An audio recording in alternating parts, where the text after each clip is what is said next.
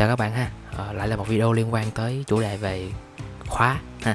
Ok, thì dạo gần đây mình để ý thấy một việc đó là vấn đề về khóa của các vali ha. Thì trong hôm nay mình sẽ nói về vấn đề này. Ở đây là mình đang có hai cái vali nhà mình ha. Thì bạn nhìn một vòng nha. Thì trên hai cái vali này nó có một đặc biệt, hai cái vali này đều là hai cái vali nó có cái khóa kèm theo, xem chưa? Đó, hai vali đều có cái khóa kèm theo. Nhưng cái vali màu xanh này là cái vali mà nó dùng một cái khóa thông thường, một cái khóa thông thường. Này thì bạn nhìn cái khóa của nó ha, đây là một cái khóa rất là thông thường thôi. Có thể vali bạn sẽ có khóa thông thường giống như thế này, và một cái loại hay là không có khóa gì đó tùy, nhưng đây là một cái khóa rất là thông thường ha. Tức là trên đây nó không có kèm ký hiệu gì hết ha, đây là một cái khóa đấy, nó là một cái khóa số thông thường thôi. Rồi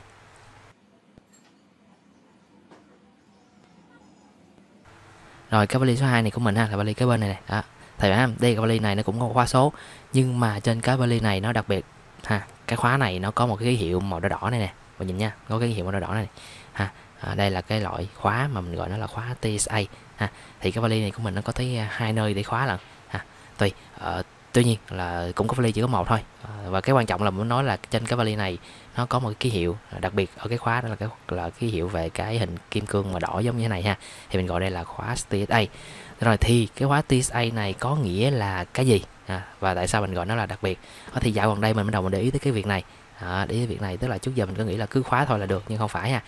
Những cái vali mà có cái khóa TSA này thì nó hơi là đặc biệt, nó có ảnh hưởng tới công việc mà an ninh, cũng như là cái độ an toàn của cái hành lý của chúng ta khi mà chúng ta di chuyển, mà đặc biệt là di chuyển trên máy bay chúng ta mang theo vali như thế này ha. Rồi thì mình sẽ cùng các bạn xem sơ qua xem là nó đặc biệt như thế nào, và cùng tìm hiểu về cái TSA là gì, và ký hiệu màu đỏ này nó là ký hiệu gì ha. Rồi chúng ta sẽ cùng tìm hiểu nha. Rồi đầu tiên thì mình sẽ cùng tìm hiểu về cái biểu tượng Chevron Sentry trước ha. Thì đây là cái biểu tượng của Chevron Sentry nè, các bạn thấy không? Đây là biểu tượng hồi nãy xuất hiện trên các vali đó, là cái hình kim cương đỏ nè ha. Thì bạn thấy Chevron Sentry nó là một cái công ty thôi, là công ty này nó chính là công ty mà đang phát triển ha, phát triển các tiêu chuẩn, cái tiêu chuẩn về an toàn trong du lịch đó. Nó bao gồm các cái tiêu chuẩn cho các khóa hành lý ha, và có thể được mở bởi các cơ quan an ninh về hàng không ở sân bay ha. Ví dụ như là cái cơ quan là Transportation Security Administration ha, viết tắt là TSA. Thì tạm dịch cái này chính là cái cơ quan an ninh về vận chuyển, cơ quan quản trị về an ninh và vận chuyển của Mỹ ha. Đấy thì cái Chevron Sentry này nó là một công ty mà chính là cái công ty này nó xây dựng lên cái tiêu chuẩn cho cái việc an toàn trong cái việc mà di chuyển du lịch này kia đâu đó ha. Thì các loại khóa hay cái tiêu chuẩn về khóa của cái công ty này nó được chấp nhận bởi cái TSA TSA. Thì nó thêm cái TSA này, nó chính là cái đơn vị, chính là cái cơ quan quản lý về an toàn vận tải hay là du lịch của Mỹ đó. Thì cái cơ quan này nè, nó chính là cái cơ quan đưa ra cái hiệp ước quy định về việc là hành lý của khách hàng hành lý của các hành khách mà di chuyển với máy bay khi mà thấy có nghi ngờ thì các cơ quan về an ninh hàng không này họ được quyền ở tất cả các sân bay, họ được quyền kiểm tra cái hành lý này mà không cần sự cho phép của chủ của hành lý đó. Đấy ha. Thì thành thử ra khi mà họ tiến hành họ kiểm tra cái hành lý của chúng ta, nếu như cái hành lý của chúng ta mà đang có khóa thì họ sẽ mở ra, họ sẽ mở ra.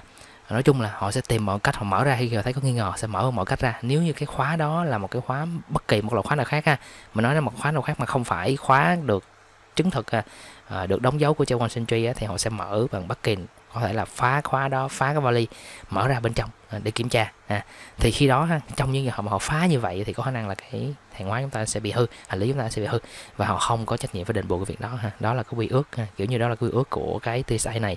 Thì TSA là quy ước như vậy, họ ước bên trên toàn thế giới luôn, chứ không phải chỉ có cái cơ quan của Mỹ này đâu thành thử ra trong cả chuyến bay thì tất cả an ninh thì họ đều có thể có quyền họ làm việc đó, an ninh tại sân bay họ có quyền làm cái việc đó, kiểm tra. Thì nếu như mà cái khóa mà chúng ta sử dụng mà có đóng dấu của Chevron Sentry này nè, mà những cái khóa đóng dấu Chevron Sentry này thì được chấp nhận bởi TSA cũng như là trong cái hiệp ước này thành thử ra là khi mà gặp những cái khóa như thế này đó thì cái cơ quan an ninh đó là họ bởi vì cái này nó nằm trong hiệp ước rồi, họ có một cái công cụ để họ mở được cái khóa này ra, họ kiểm tra xong họ đóng cái khóa lại họ đóng lại. thì thử ra hành lý chúng ta nó sẽ rất bình thường, nó không bị phá ha, nó không bị phá hủy bất kỳ một cái gì hết. Bởi vì sao? Bởi vì họ mở được và họ sẽ đóng lại được cho chúng ta ha. Thì đó là biểu tượng của Trayvon Sentry, là ý như vậy. Rồi bạn đây có thêm trang web của Trayvon Sentry này đó, thì bạn thấy cái biểu tượng logo đỏ trên đây ha. Đấy, thì đây chính là cái biểu tượng nó gọi là kim cương đỏ ha. Đó, thì cái biểu tượng này là một ký hiệu trên toàn cầu rồi ha, về cái độ tin cậy. Đó, thì thử ra thì khi mà bất kỳ một cái khóa nào mà có cái hiệu Trayvon Sentry này có nghĩa rằng là thứ nhất là nó an toàn nè, thứ hai là chúng ta có thể yên tâm về cái việc là họ có thể đáp ứng được cái tiêu chuẩn mà của TSA này họ đưa ra về mặt kiểm tra hành lý chúng ta. Ok ha. Rồi bây giờ trở lại sẵn trong video này trở lại thì mình cũng sẽ hướng dẫn các bạn cách chúng ta thiết lập lại cái password. Khi bạn mua cái khóa này thì chúng ta thiết lập cái password nó như thế nào, kể cả password với những cái khóa cầm tay hoặc là hay là các khóa nằm sẵn trên vali luôn. Ok, chúng ta sẽ tiếp tục. Rồi thì như hồi nãy thì các bạn thấy rồi đó, là trong cái trường hợp mà chúng ta không, cái vali chúng ta mà không có cái loại khóa, không có gắn kèm cái khóa của TSA khóa TSA thì chúng ta có thể chủ động ta mua một cái khóa rời như thế này nhưng mà cái khóa rời này của chúng ta cũng phải là khóa TSA. Rồi thấy không, đây có ký hiệu của Trayvon Sentry nè, được accept bởi Trayvon Sentry, thấy chưa? Đây thì chúng ta có thể chủ động ta đi mua những cái khóa rời trong như thế này và cái khóa này thì mình mua nó khoảng 195.000 thôi. Tức là cái kiểu khóa này, cái kiểu khóa mà có ký hiệu của TSA thì có thể là nhiều nhà sản xuất họ thể sản xuất được cái loại khóa này ha. Ví dụ trong trường hợp này là cái nhà sản xuất này là sản xuất là Emsware thì mình mua cái khóa của hiệu Emsware. Thì trên cái khóa này nó làm cái khóa này, cái Emsware, cái hãng Emsware họ làm cái khóa này là đáp ứng cái tiêu chuẩn của TSA. Đáp ứng tiêu chuẩn của TSA, tức là sản xuất cái khóa này theo cái tiêu chuẩn được Trayvon Entry chấp nhận và được TSA chấp nhận đó, kiểu vậy đó. Nói chung là cái khóa mà có ký hiệu của Trayvon Sentry thế này là ok. Thì khi mà chúng ta mua cái khóa này rồi thì chúng ta có thể dùng cái khóa này để chúng ta gắn vào những cái vali mà nó không có sẵn, cứ hộp sẵn cái khóa của Trayvon Entry ha. Rồi ví dụ như chúng ta sử dụng cái khóa này rồi chúng ta sẽ gắn vào cái vali. Nào bây giờ mình làm thử các bạn xem nè. Rồi để mình ví dụ quay lại ví dụ vali màu xanh của mình là cái vali mà nó không có cái khóa đáp ứng cái tiêu chuẩn của TSA ha. Đấy thì bây giờ mình sẽ sử dụng cái khóa này, nó chỉ đơn giản thôi, chúng ta móc vào và như vậy là chúng ta đã coi như là cái vali chúng ta có thể an toàn vali chúng ta có thể an toàn. Nghĩa là an ninh sân bay họ có kiểm tra thì họ có cái chìa khóa, họ có chìa khóa để họ mở cái khóa này ra. Đấy rồi sau đó họ kiểm tra xong họ đóng lại chúng ta, có nghĩa là vali chúng ta sẽ không có phải gặp bất kỳ một trường hợp nào về việc mà phá khóa hay là phá vali ha. Ok các bạn ha. Rồi thì sẵn đây sẵn trong video này thì mình cũng sẽ giới thiệu các bạn cái cách mà làm sao để chúng ta có thể thiết lập lại khi chúng ta mua một cái khóa mới nè, chúng ta có thể thiết lập lại cái password cho nó ha. Cách làm này cũng đơn giản thôi. Rồi thì bây giờ trong video này thì mình sẽ, trong phần này thì mình sẽ hướng dẫn các bạn cách chúng ta để có thể thiết lập lại một cái khóa. Thì khi mà chúng ta mua mới một cái khóa về, thông thường cái khóa số này khi mà mua mới về thì cái nhà sản xuất lúc nào họ cũng sẽ up cái password là 000 hết á. Nếu đây là khóa 4 số thì 000, còn khóa 3 số là 000. Cái gì đó? Ở 4 số 0000 ha. Đó kiểu vậy. Thì đây là cái password mặc định ban đầu ha. Thì đối với cái loại khóa này nè, đối với loại khóa này ha. Đấy, loại khóa số mà 4 số này thì chúng ta đầu tiên đi set up lại password thì chúng ta mở lên ha, rồi sau đó chúng ta di chuyển sang một góc 90 độ đó. Này, góc 90 độ sau là cái hướng ban đầu của nó rồi sau đó ấn nó xuống. Ấn xuống. Đấy, ấn xuống. Rồi bây giờ mình set lại cái password mới, rồi sau đó chúng ta nhả nó ra. Rồi nhả ra, rồi quay lại vị trí cũ ha. Rồi đóng lại. Đấy, thì như vậy là chúng ta đã thiết lập xong cái khóa mới rồi đó. Thiết lập xong cái password mới rồi. Ví dụ giờ mình sẽ đổi đi, mình sẽ đổi bất kỳ đổi cái này sang là một cái dãy số mới đi. Rồi đó, nào, đó thì đổi sang số mới rồi ha. Đấy, thì đổi sang số mới này về rồi thì chúng ta sẽ không còn mở lên được nữa đâu. Không mở lên được ha. Bây giờ đâu đúng password đâu. Rồi bây giờ mình thử nè, mình thử thì mình sẽ up lại thôi. Mình up lại cái số ban đầu ha, là 900 ha, 9360 á. Rồi, vậy là password mới. Rồi chúng ta mở ra. Đấy, vậy thôi. Đó, thì cái cách set up thiết lập lại cái khóa này nó cũng khá là đơn giản thôi. Này mình làm lại nè, quay nó 90 góc, 90 độ vuông góc nha. Đây, đó. Có thể là quay theo hướng này hướng kia vậy đó, nói chung là làm sao nó ra 90 độ. Đây, đó, 90 độ là hướng này, 90 độ ha. Rồi đó là chúng ta sẽ ấn xuống, ấn xuống đó, bạn thấy không, ấn xuống đó. Rồi thì bây giờ mình sẽ up lại, giờ mình sẽ up lại cái password mới là trả lại như cũ là số 0 nha.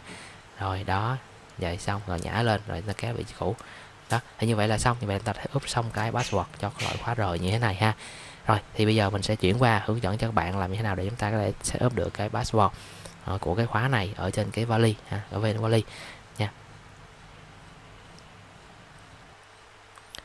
Rồi thì đây chính là cái password trên vali. Thì vali cũng giống y chang vậy thôi.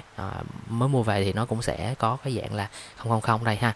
Rồi thì riêng đối với khóa TSA này á, ở đây á, thì bạn chú ý nè, đây là dãy số ha, rồi đây là cái chỗ để mở nè. Đấy, rồi ở đây nó còn có một cái ở vị trí này nó có một cái nút tròn ha.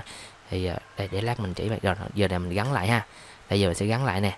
Đấy, đây là chúng ta sẽ gắn lại. Rồi thì để mở thì như nãy mình gạt cái ở đây mình nói tiếp cái nút tròn này nè, cái nút tròn này là chính là cái giúp chúng ta có thể set up lại cái password ha. Đấy, chú ý cái nút tròn này ha, nơi set up lại cái password này. Đó, bây giờ để set up lại password á thì bạn sử dụng một cái đầu bút bi hoặc cái tâm. Ở trường hợp này mình sử dụng cái đầu tâm nè, nhấn xuống, nhấn mạnh xuống. Đó, khi bạn nhấn mạnh xuống thì bạn sẽ nghe nó cái kia một cái tiếng kêu tách một cái ha. Mình nhấn mạnh xuống bạn sẽ nghe một tiếng tách, rồi sau đó là chúng ta set up lại cái password mới. Rồi đó chúng ta set up xong thì chúng ta nhả nó ra thôi. Ví dụ như là 900 đi là password mới của mình, nhả nó ra. Đó, bây giờ đó có password mới ha. Rồi giờ ta thử chúng ta mở lên thì như là password chúng ta thấy là thành công. Đó, rồi thành công rồi ha, như vậy thôi. Rồi thì chúng ta gắn lại, rồi chúng ta set up lại cái password lại 000 để mình sẽ làm lại một lần nữa để mình chuyển cái password về 000 ha. Rồi mình đóng lại nè. Rồi bây giờ mình sẽ ví dụ như đây ví dụ thôi là chúng ta sẽ chuyển nó sang một cái dãy số bất kỳ nào đó và chúng ta sẽ mở nó ra. Thì chắc chắn là chúng ta sẽ không mở được bởi vì đây không phải đúng cái dãy số chúng ta ha. Đó, đâu phải đúng dãy số chúng ta đâu. Rồi bây giờ mình sẽ mở lại bằng cách là chúng ta sẽ đưa nó về 900. Đây 900 rồi mở. Đấy, xong. Rồi bây giờ thì mình sẽ hướng dẫn lại các bạn nha, là nhấn xuống nè để set up lại, mình set up lại 00 này, nhấn mạnh xuống. Đó, sau chuyển về password mới ha. Ví dụ đây là password mới đi, rồi xong, gạt mở lên. Đấy, thì rất là đơn giản thôi ha. Thì tùy vào cái có thể là vali của bạn thì cái chỗ cái nút màu đen nó có thể là một nút màu khác, hay là nó bố trí đâu đó, nhưng mình sẽ có cái nút giống như vậy ha, để mình set up lại cái password. Rồi thì trong video này thì mục đích mình giới thiệu nhanh cho các bạn thôi là chúng ta chú ý tới cái việc đó là trên vali chúng ta thì khi mà chúng ta du lịch, đặc biệt là trên bằng hàng không á, máy bay á, thì chúng ta chú ý tới cái việc là cái tiêu chuẩn về TSA ha, tức là cái tiêu chuẩn về an ninh á, thì họ có thể là mở vali chúng ta để kiểm tra. Nếu chúng ta sử dụng khóa TSA này thì họ có chìa khóa để họ mở, họ sẽ họ đóng lại chúng ta. Còn nếu không phải loại khóa này, có khả năng họ sẽ phá cái khóa chúng ta. Nói chung về an toàn thì tốt nhất nếu có điều kiện thì bạn nên trang bị cái loại khóa TSA này ha. Ok, trong video này thì mình sẽ tạm dừng đây, hẹn gặp bạn tạm dừng đây ha, và hẹn gặp bạn ở video tiếp theo. Bye bye.